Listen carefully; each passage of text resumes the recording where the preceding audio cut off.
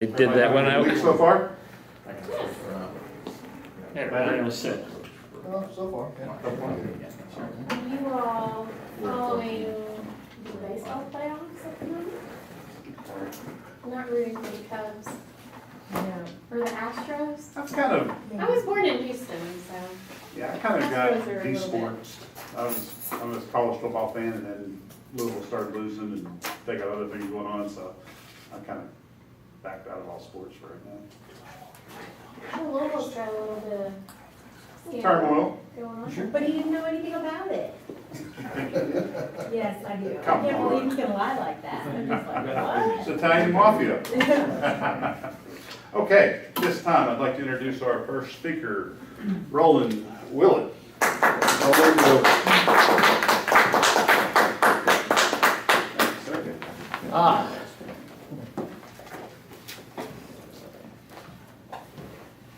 Am I in the picture there? I don't, did I get in the whole picture there? I didn't line it up or whatever. Yeah, Okay, I'm in there, okay. you're good. I didn't want to make sure my head didn't cut off, but it wouldn't bother me much, but. Don't move much, no.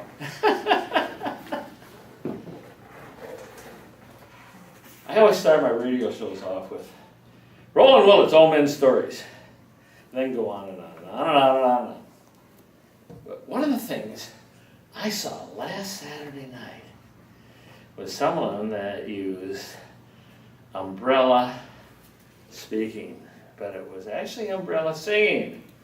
He said, I'll create a theme, and then I got a whole story around it. And what was it, Clay? 100 greatest songs in country music. Yeah. You look and you need an umbrella when you want to talk a long time. And he's got a whole show. He must have did of those 100 songs. He must have had 75 of them. I mean, the guys were going out and trying to pull him off the stage, but he just wouldn't stop.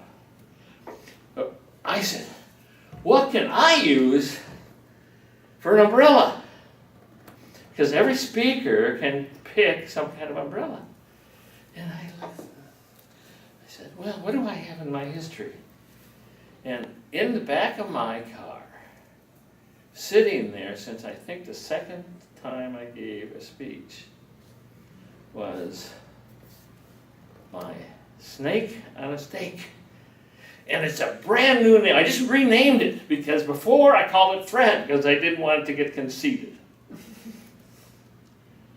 But the story of Fred started way back in California. And I owned an office building. And in that office building, I set up a place where people could buy art, an art center. And this fella came in a pickup. Old pickup and nice. I said, and he came up to me and he said to me, he said, I don't have any money. I'm a contractor and this guy's not paying me. And I need some money. I looked out his pickup and he backed it up to the door. And I had a carpet over the back there. I says, okay, what do you got? He said, I have an art piece that I made myself. And I looked and I says, oh, okay. I didn't look that way at him, but I just thought it. And I said, okay. So I went back and he pulled his tarp off.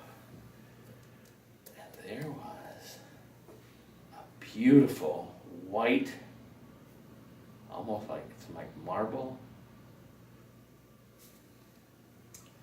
buffalo. And I said, wow, you're kidding me. He says, yeah. He says, I did this, I cut this out myself. I says, how? He says, I own a mine up in the Sierras. And I get these beautiful pieces of stone as I'm looking for gold. And I take the ones that are beautiful and I carve them. And this was a white stone, alabaster. And he said, just walk right there. Sorry. I took this beautiful white piece and I created a white buffalo. I said, oh, that's fantastic. He said, I got some more art of you. I says, just put it into place. He says, He says, anything I can sell for you, I'd love to. So he brought these beautiful 2 salmon fish. Oh, they were gorgeous with the color in the rock that he found. Just beautiful. And he said to me, Roland, what can I do for you? Well, I've always been into mysticism. So I said, you know what I would like? I would like a staff. You're up there in the Sierras. Could you find me a magic staff? Not just a staff, but a magic staff. He says, okay, Roland, I'll go hunting for one. And he was having fun with this. And I said, wow. So he came back 2 weeks later, and he says, Roland, I got a staff for you. And he went out and he pulled the carpet up, and this was underneath. And he says, that's manzanita. And it's out of the Sierra. And he says, this is magic, because I was digging with my bulldozer, digging land out. And he says, I looked over the top of the bulldozer, and up there, I saw this sticking out of the ground. It was live. And it was underneath a whole bunch of brushes. So I climbed over the top of the cat, walked over, jumped out of the land, walked under a whole bunch of brushes, got myself scratched. He showed me some scratches. He says, and I got this. And I brought it back, and it made itself. Well, I looked at it. When I first looked at it, I says, oh, a dragon, because I love dragons. I said, it has to be a dragon. He says, no, Roland, it's a snake. I says, a snake? I said, oh, geez, what am I? A snake? I says, what does that make me if it's magic and it's a snake and it made me a snake? You know? I says, oh, okay. I thought all this, you guys. I didn't say anything to him. That's so beautiful. Thank you, thank you, thank you. So, there I had. This is just the way it was completed. All that, he says, those 2 eyes, he said, I got, those are emeralds. He says, those are actual emeralds that I had faceted. I said, wow. So I had this awesome staff. At first I called it Fred, because I didn't want to concede it. And I knew it was magic, because I could feel it. You can feel it if you touch it. A little side issue. I took this up to a shaman at one of my Indian tribes up by the Canadian border, okay, up in Washington. And I said, look at what I brought out. I gave it to him. He came over to me. He got about this close to me. He said, no, keep that away from me. I said, oh my God. He says, there's aura in there that's terrible. I says, well, there goes some more of my theory, you know. I says, why me? But I thought back about what really happened. Well, about a week after I got my snake on a stake, this lady came in, and she's a young lady. She's maybe 30, and really beautiful. And she says, can I work here? She says, I didn't have a job for Brendan. I just opened the art studio, and I said, no, but I says, we can talk. So she and I talked, became friends over at Davidson. And then she saw my snake on a snake, and she says, wow, that is awesome. And it's a snake. Oh, they're magic, you know. I said, snakes are magic? Yeah. He says, yeah.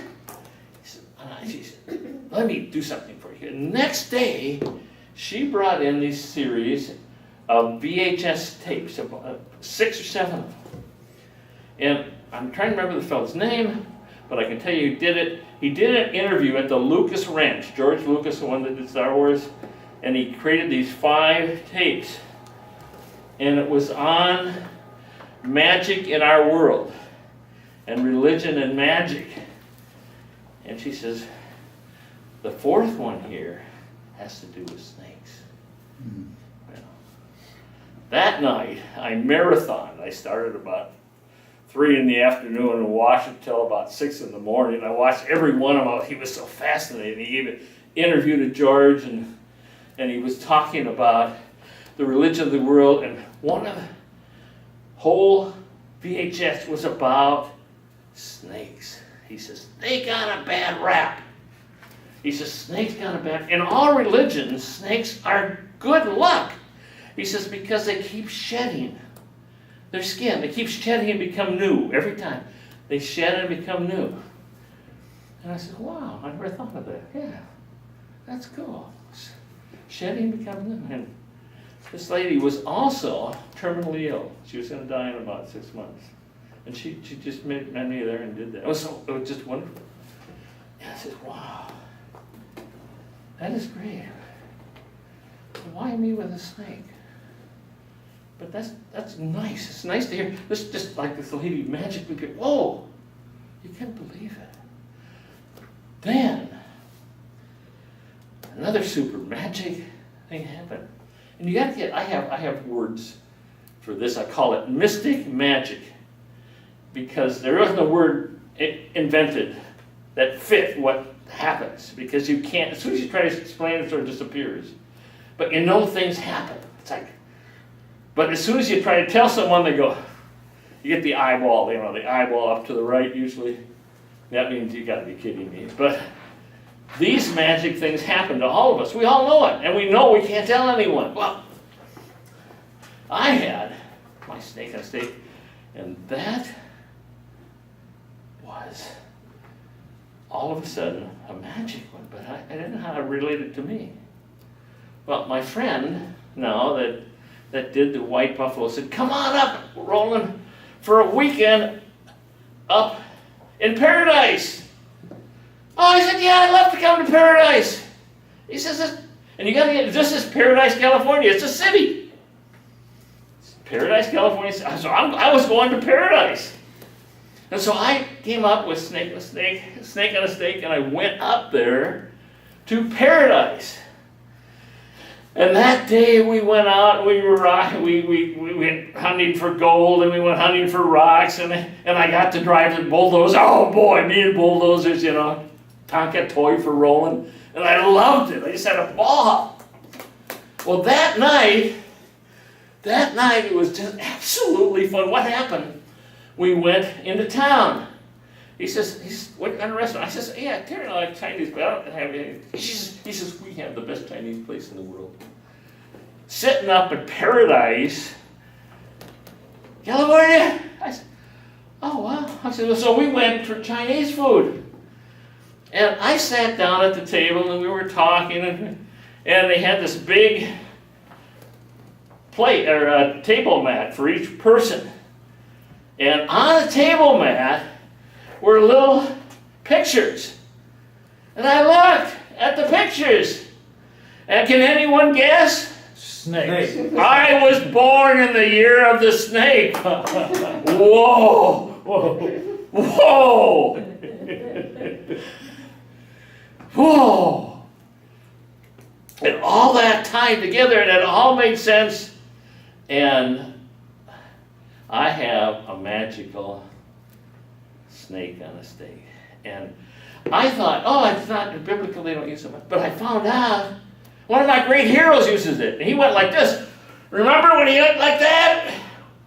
With his snake on a stake? Moses. Yes, he had 3 of them during his lifetimes. One of them he ate other snakes. But I says, wow. So all of a sudden I had a new fascination with life. Snake on a stake. That